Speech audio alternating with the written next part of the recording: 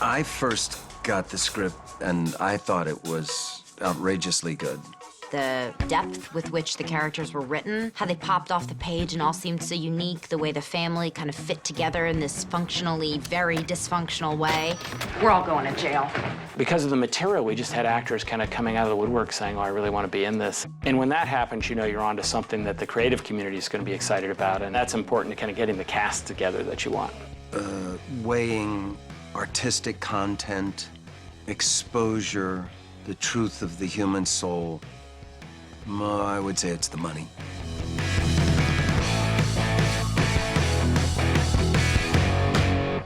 The casting process was interesting. We had casting going in Los Angeles, Chicago, and New York.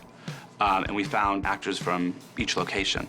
When we cast our British one, they were 65% newcomers, whereas here, the whole pool of talent is so much bigger. I was astounded by the scale of choice on each character.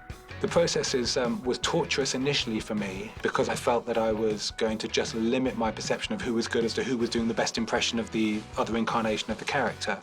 That proved to not be the case. As soon as Steve Howie walked in, it was obvious he was Kev. As soon as Shinola walked in, of course that's Veronica.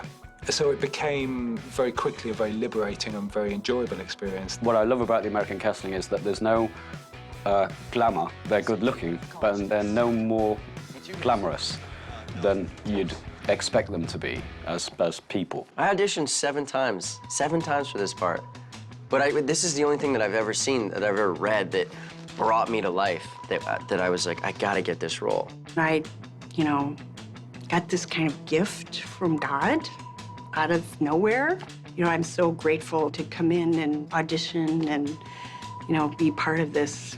I was so excited to have the opportunity just to audition, because to get something you can sink your teeth into and to talk how you talk without having to, like, change the words. You know, if you have to say profanity, you can use profanity. How the fuck would I know how much he earned, you twisted dumb prick? I'm not a dumb prick. I'm just gonna try to have fun, enjoy my job, but also keep in mind the truth. And if you're gonna try to tell the truth, there's nothing more honest than being naked. It's definitely heavy stuff, some really crazy dialogue in some of the scenes. And then I started really looking at it, and I was amazed at the depth of the material. I was reading for Ian and Lip at the time. So I would go in, and I was auditioning for both roles when I'd go in, and then finally they were like, all right, move you over to Lip. I got the swine flu because swine flu was going around California. And I was at first not gonna go to the audition and just going in there with the scenes under the table and just completely letting them go. We totally forgot about it because it was like about a month, and it usually takes them a couple days to respond. And then they called us up about a month later, and they said they want us to come down to LA for an audition. I've never booked anything, and then I auditioned for Shameless, and I booked it. So that's how I became part of the cast. I slept with John Levy and John Wells. You gotta do what you gotta do in Hollywood, man. You guys want honesty, right?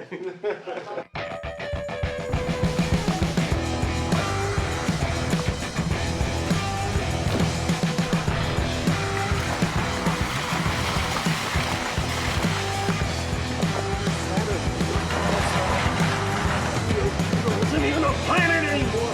Fuck off. Always, Bill Macy was our first choice. John called up Bill and said, would you like to do this? And he read the script and he said, I'd love to do it. So that was the easy part. I mean, I've known Bill Macy for 20+ years and saw him on stage in Chicago. There's some degree of inebriation in everything I do. Sometimes more, sometimes less. That makes everything really fun. I mean, I have a poetical license to kill. He's just a tremendous actor and a comedian, and, you know, is one of those actors who's able to do something that's comedic and yet keep it completely grounded in a real character. We're all descendants of barbarians, and the sooner we face it, the sooner we'll have a civilization worth celebrating. So, hell no, I won't go, because no one scares Frank Gallagher. Oh, shit. One of the pitfalls was a couple of times I the end of the scene, I would say, that was really funny, drunk stuff I did. As I was getting in my car, I'd realize, ooh, I forgot to act the scene. So I have to remind myself every once in a while, think about what the scene's about. If I were a single parent, Wait, are you a single parent? Yeah, but if I had a But parent... if I had tits, Steve, they would double the money. I gave the actors one kind of formal exercise. I asked them all to come in the next day with a little story about their character, just anything that they would just tell to the group during the day. And towards the end of the day, Bill, he morphed immediately into Frank and told the story, and he looked across the armchair at Emmy. This guy looked into his daughter's eyes with love and sincerity and told her the story of how he got drunk but really wanted to be there but then couldn't find his way. And it was just, it was so Frank, and how he'd eventually got there and run in just as the mother was crowning and realized he was actually in the wrong delivery room, so had to go out again and eventually found the right room and held her in his arms and switched, and it was just absolutely hilarious and just had all of us rolling in fits. And at the end of it, a tear came into his eye, and he just talked about when he eventually did, 2 or 3 days later, managed to actually be sober and awake and holding her in his arms. And it was just completely heartbreaking. And this guy just came up with that story out of nowhere. From a rehearsal point of view, it just said to every actor in that room, the bar is pretty damn high, you know, it really is. My mom was a bit of a drinker, and I never thought I'd get to imitate some of the stuff she did, but she's held me in good stead. Thanks, Mom.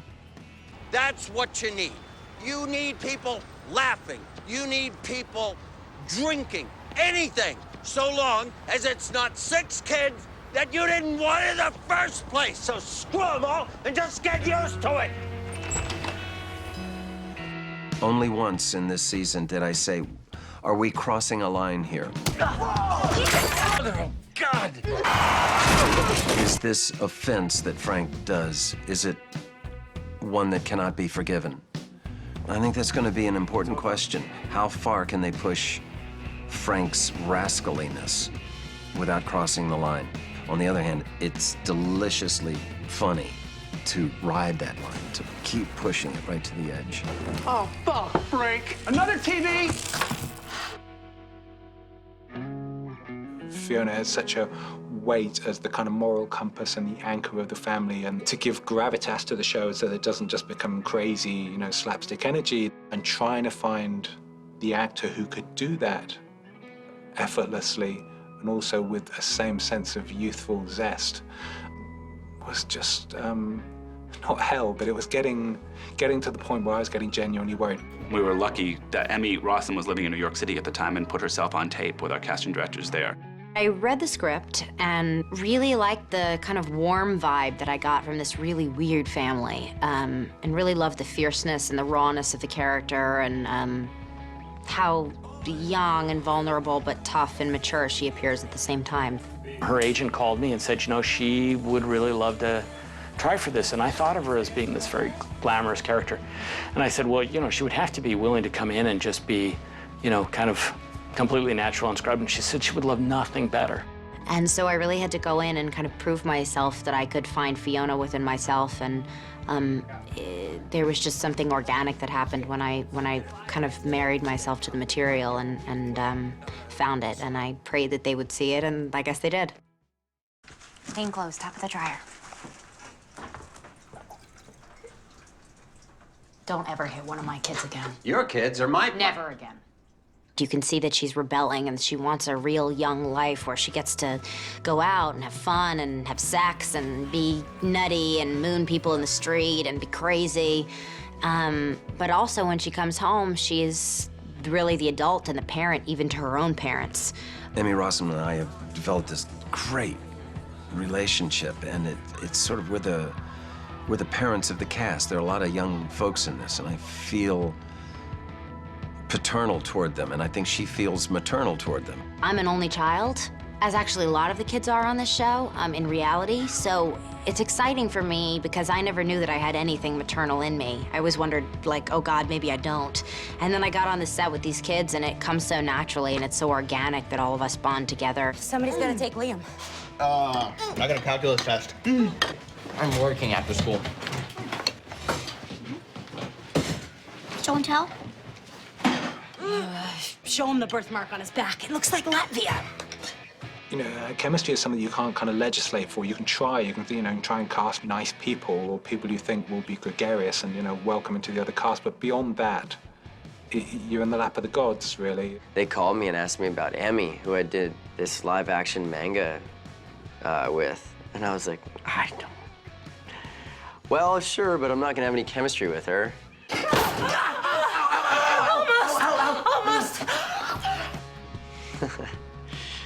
Little did I know. I think it's really hard to fake love and to fake a real bond. So we were really encouraged to spend time with each other before we started shooting off camera. Mark Mylod, he was very cagey in the way he tried to accelerate the family coalescing into a unit.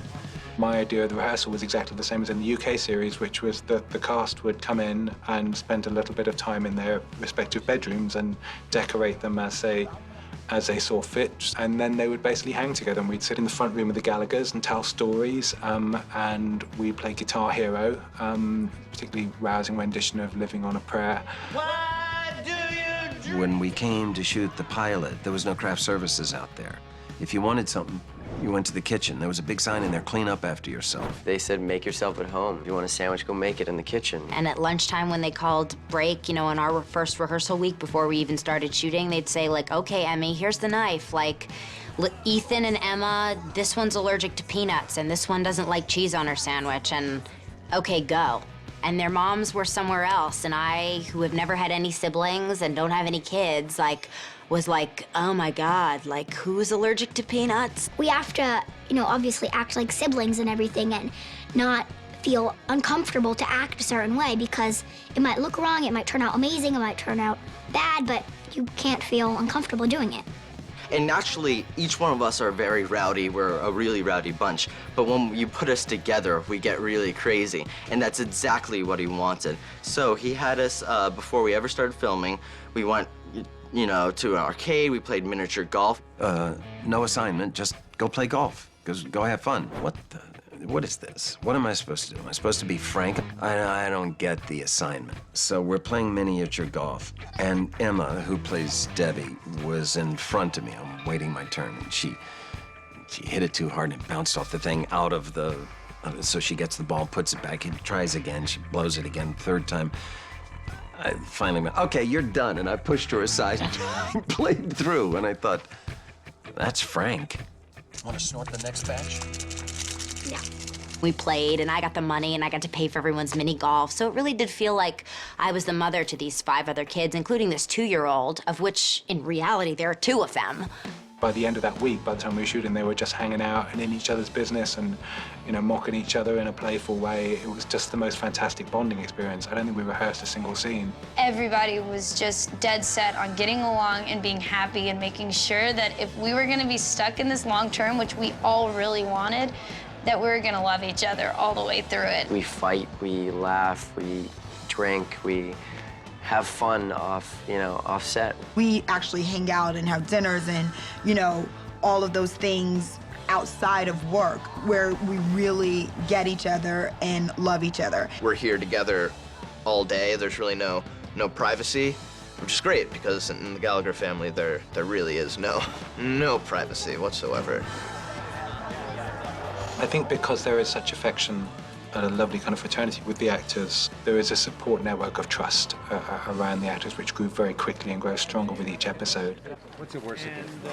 So what we'll do is we'll just... And then it's about... And that, when we do need to go to those darker places, we know that we can find our way back from them.